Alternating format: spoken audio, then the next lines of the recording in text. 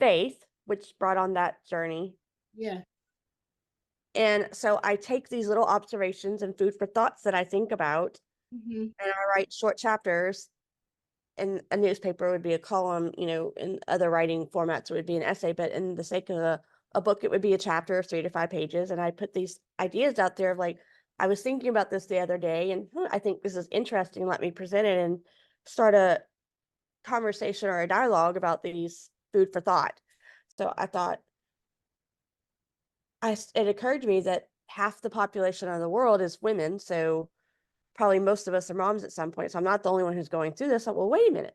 Maybe I can write down what I'm thinking and share it with other moms, and Yeah. maybe it'll help them. I wanted to write down all the things that as they grow and become into adulthood and go out in their world and start their own journeys, things I want them to take with them. Mhm. So I write that down. So that's that series. And then, okay, that's three. I did do the Now I See series, which is literally about what it is to walk through the 38 triple D of Yeah. my life. That's the first book. And oddly enough, I just got the second proof of the second book that I'll be releasing this month yesterday in the mail. So I got to preview it. So I was always excited. It's always so much fun as an author to get the actual physical book in your hand, like everything that pulled together that you've been working on for months. So it's an exciting day for me when that happens. I love it. It's one of my favorite things.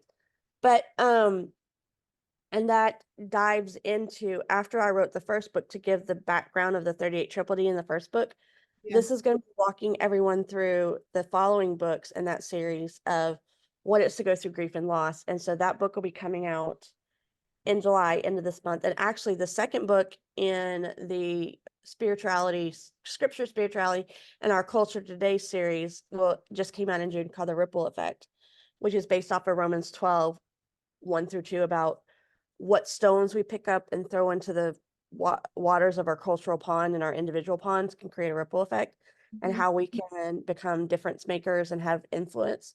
Yeah. So there's that one. And then I will be releasing Now I See. The next series that I worked on and continuing to work on, which is going to be one of my main focuses, that came out in April, I think, or March. That's the problem when you have so many books. You can't always remember which one came out when, because there's so many of them floating in your head. But I decided to write a more practical side of the Now I See book, to literally take people who are struggling with grief and loss through my own process Right. of dealing with grief and loss. And it's called Finding Grace Through Grief. And that is something that's probably going to be interesting, helpful, I hope, to a lot of people, because unfortunately, whether we like it or not, none of us are getting out of this life alive. So